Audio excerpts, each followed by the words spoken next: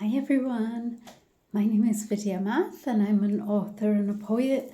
Thank you for joining me on my channel. Welcome to my channel. This is a channel about writing and today I have a topic for you, and the topic covers unfinished stories. So there are three things that I would like to cover today.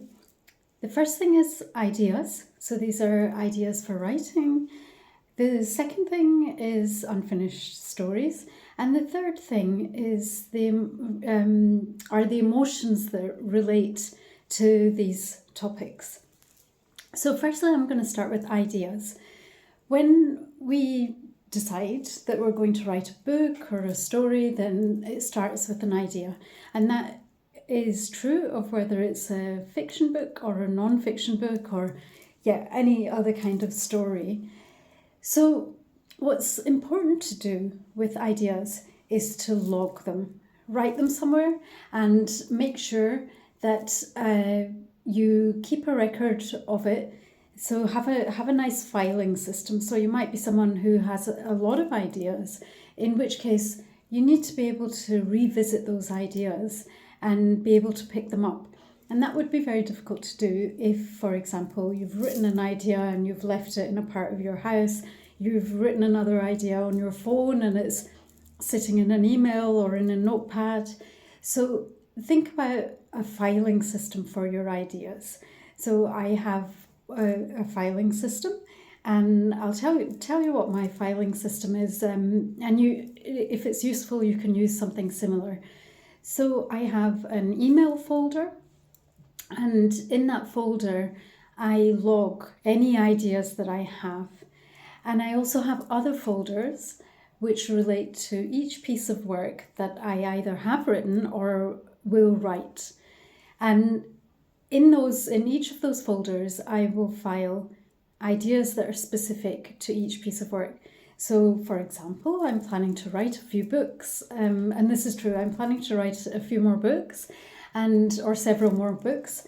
So either the ideas for those books, if they don't have a name yet, they don't have a folder yet, then that would go into my overall ideas folder, and I would pick them up from there. But if I already have a name for the book, then I put those ideas into that folder. The importance of actually harnessing your ideas. So say you have an idea today and you are maybe out somewhere, or you're at work, or you're busy doing something. The temptation is to think, I'll remember it later and I will write it down later. I would caution against waiting till later. I know it can be very difficult to actually harness something sometimes if you're very busy, but if you don't capture it in the moment, the chances are it may not come to your mind again. And even if it does, it may not have the essence of the original idea. So capturing your idea while it's still really fresh in your mind is extremely important. And actually filing it in that moment is also important.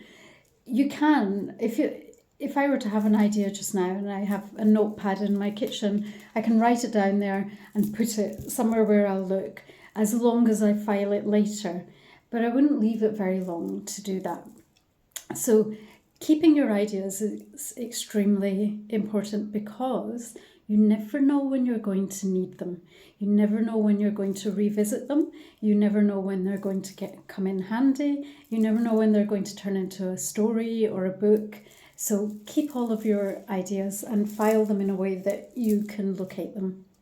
So the second topic for today is unfinished stories, and in fact that's the title of the video. So everything else that I'm talking about links into unfinished stories. So very often we might, as writers, have ideas for a book or for a story, and again this crosses fiction, non-fiction, everything really, any kind of story, any kind of book, and we can start working on it. So we've had an inspiration, and then we start working on the story or the book, and we get so far and it's going really well. It could be a book, it could be a screenplay, it could be any type of writing, and it's going well, and you're telling your friends about it, and your friends are saying to you, oh yeah, it looked great on the screen one day, and it will look great on the screen one day. And then something happens. You either end up going through something in your life, and then you forget that you were working on this piece of work because everything else in life becomes more important, and then or you just forget about it. Sometimes it happens that you're working on something, and for some reason or another it gets pushed to the side, and you forget about it, and you could forget about it for a long time. You could forget about it for a week, a year, 2 years, decades, that kind of thing. It can really happen. Do we worry about that happening? I would say no, don't worry about that happening. And I'll tell you why. So as long as you have kept your stories, kept them somewhere where you can locate them, they may resurface one day, and they may resurface in a manner that relates to the original idea and the inspiration that you had, or they may resurface in a new book or a new story. So I'll give you an example of this. There was once, a very, very, very long time ago, I was working on a screenplay, and I did indeed tell my friends about it, and my friends were very excited about it, and they said that they couldn't really wait to see this when it happened and on screen. And very, very exciting idea, brilliant, beautiful idea, and a brilliant, beautiful story that I was writing at the time, really good screenplay. And then a lot of stuff happened in my life, and that just got pushed aside pretty much forever, and it may be forever. However, I have written a book where a scene out of the screenplay from long, long ago has ended up in this book. This book was written fairly recently, maybe a couple of years ago. I finished writing the book, and the book is different. It's not the same as the screenplay. Everything about the screenplay, the concept, what it was about, there was very little similarity between that screenplay and this book that I have written now. So it's one of my books, and I don't know whether I did it consciously or whether it ended up happening somehow subconsciously, that I pulled something from the screenplay from long ago into the book. So it's not exactly in the same shape and form that it was originally in. It's not set in the same place that it was originally in. The screenplay itself was about something different. Whereas that scene has been taken in some format and put into the book. And I was thinking about this recently, and that's why I wanted to come and talk to you about it, because I hadn't really thought about it. And I thought, wow, how does that make me feel now? Because the first piece of work, that's unfinished. The screenplay is unfinished, and I don't know whether I will ever finish it. But the book has been finished, and it has this part of a concept that I'd had before in there. So is that okay? Is it not okay? So what I want to say to you is yes. It's really okay. If you started writing a piece of work and then that didn't happen for whatever reason, but then you start a different piece of work one day and you end up with concepts and ideas and scenes from previous pieces of work reworked and then ending up in new pieces of work. So this is all your own work. It's all your own pool of talent. It's all your own pool of ideas. And that crossover, it can happen. And so if it does happen, don't worry about it. Allow it to happen. Let it be organic.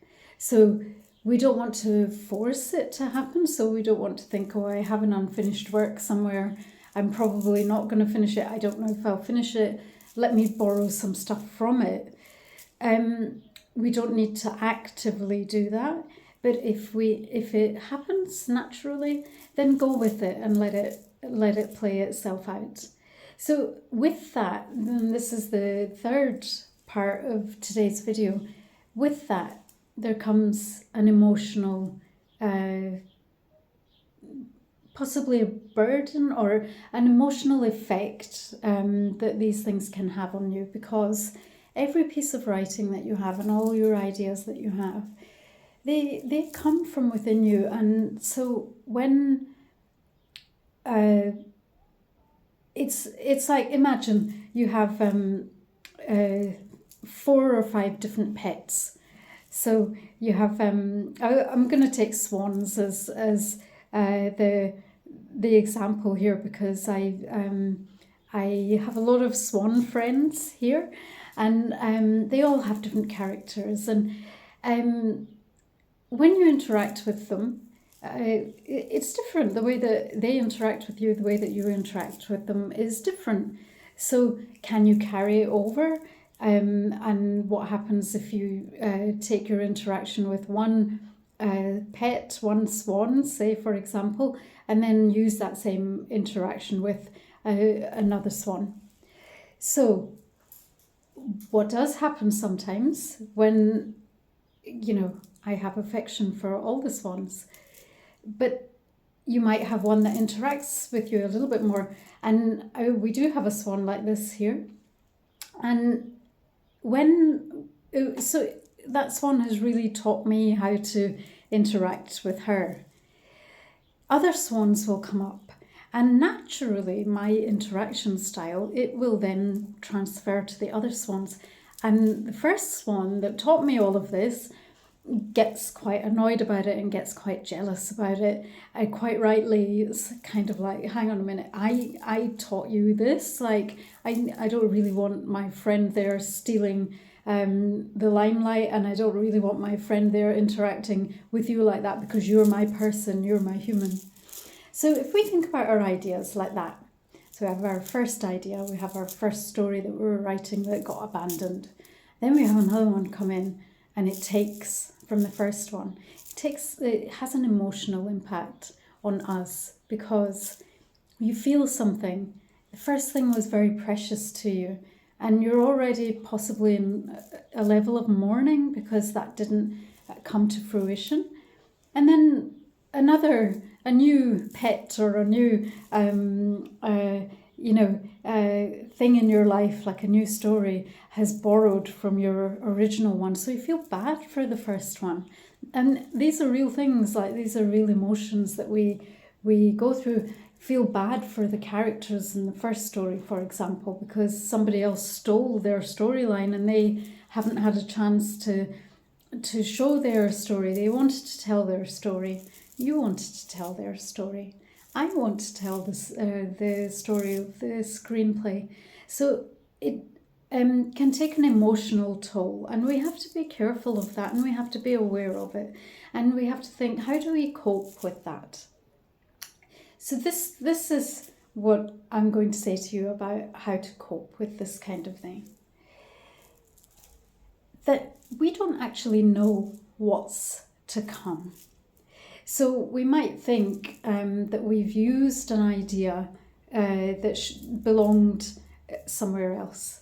But I may actually write that screenplay one day, and I might have the scene in it in the first version like it was when I originally wrote it in the screenplay.